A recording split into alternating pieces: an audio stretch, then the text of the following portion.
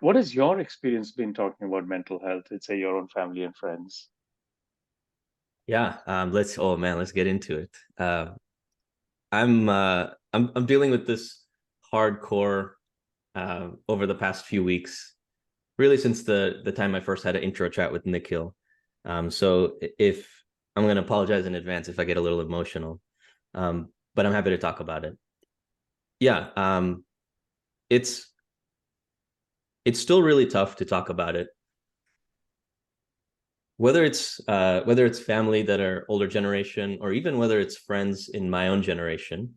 I don't find the experience to be that much better in my current generation. I would say that my generation has picked up a lot of attitudes around the idea of strength and resilience that older generations have done a great job of teaching us. I think they've picked it up and turned it into a mind frame of what what you could term today as something like toxic positivity.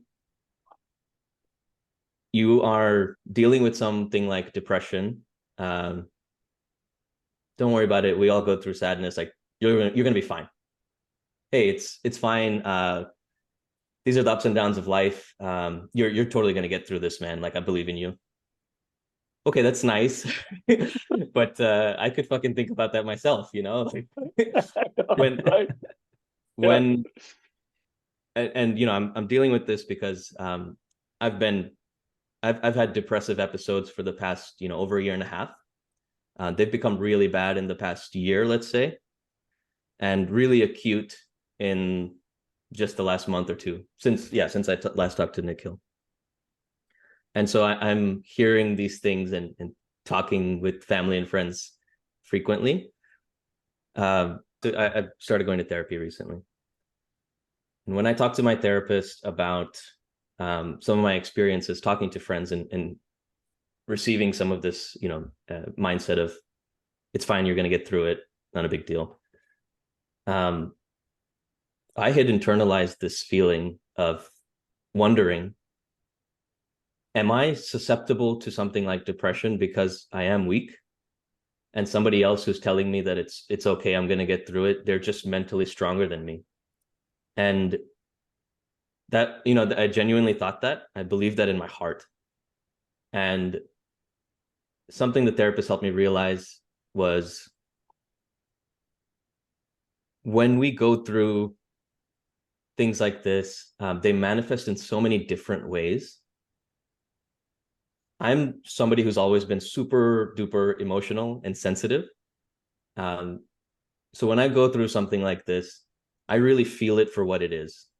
It's sadness. It's curling up in a fetal position and crying until I just feel like I can't cry anymore. I've had those moments very recently.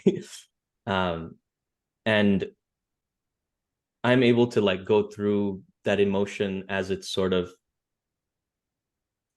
in whatever way it's like sort of coming into me. It feels like I'm receiving it exactly at that point and like letting it manifest in me as sadness and dealing with it as sadness and letting that flow and hopefully coming out of it the next day.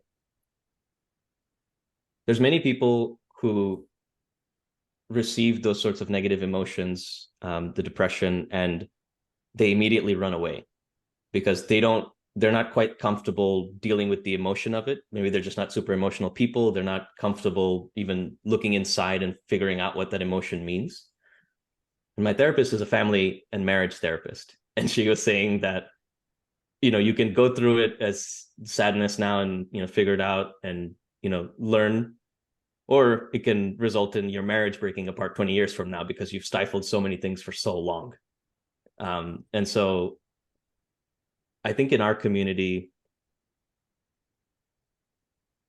there's a lot of people who would do the latter, stifle things, run away from them, and turn to other ways of coping that are not healthy, but are seen as not depression. India has, I think, some of the lowest rates of people taking antidepressants in the world. But I'd like to know what the numbers are for how many alcoholics we have. I'd like to know what the numbers are for how many people we have who beat their family, their children, or their wives. I'd like to know what the numbers are for how many people are just worrying and anxious all the time, right? These things manifest in so many different ways within us as people. And when somebody is just going through it in the way that I am, it's hard for people who don't go through it the same way as me to understand.